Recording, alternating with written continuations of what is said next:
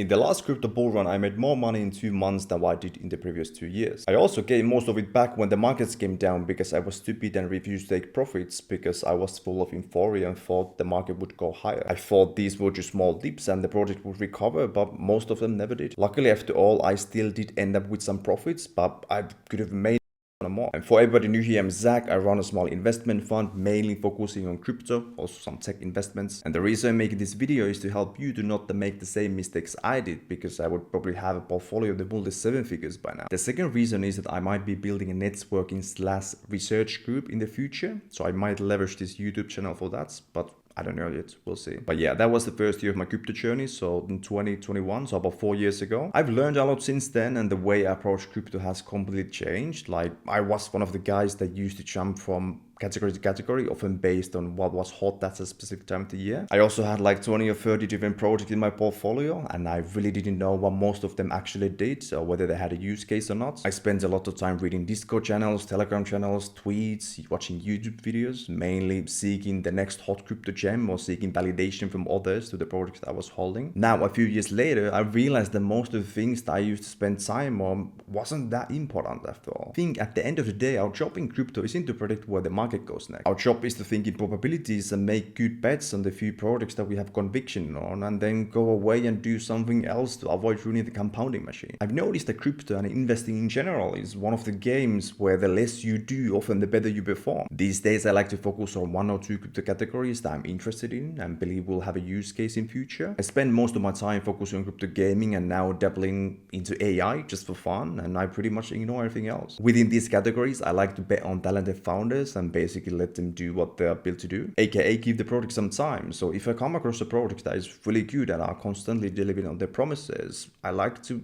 hold it for months to years. There's really no point of selling and ruining the compounding machine. The only time I would sell is if the product stop delivering on their promises, or I think it's getting overvalued, or I have better place for the capital. Otherwise, I just hold. I've also noticed that when you find a project with talented founders, often the other things also fall into place. So the tokenomics, the community, the product, the marketing. Therefore, the founding team and the experience is one of the first things I like to look at when researching a project. Obviously, this isn't always the case, so I think it's still kind of important to vet those points. And even if a project ticks all those boxes and looks really good, many projects have crazy valuations, and I've recently come across multiple projects like that I just can't justify investing in them. Especially new categories like AI, for example, which is something that's really hot right now. Every project with the word AI in it seems to go crazy and have these crazy market cap. What makes this a little bit harder that these new categories like AI, for example, it's something that's completely new and we haven't had such tech in the past. So it's really hard to value that kind of projects because what do you base it on? For other things like crypto gaming, it's a little bit easier because we have had such projects for multiple years and we have seen what the market likes to evaluate those projects. But in the last bull in 2020 or 2021, we had the same issue as we're dealing with AI right now because crypto gaming was something completely new back then. AI is basically in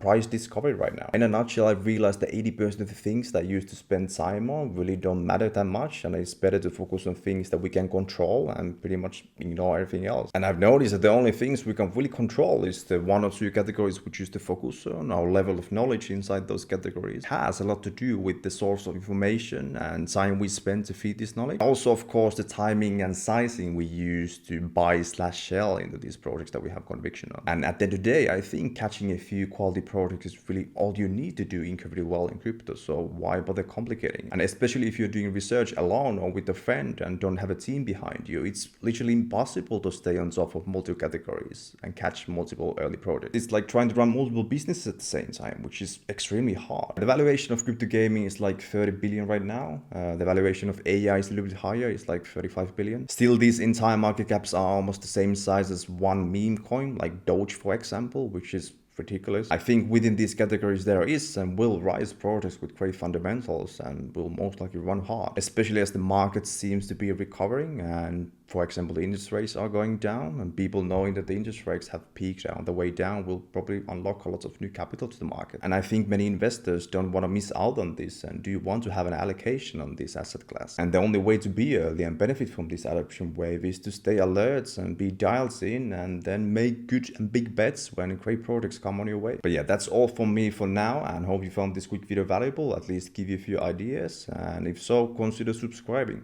Bye.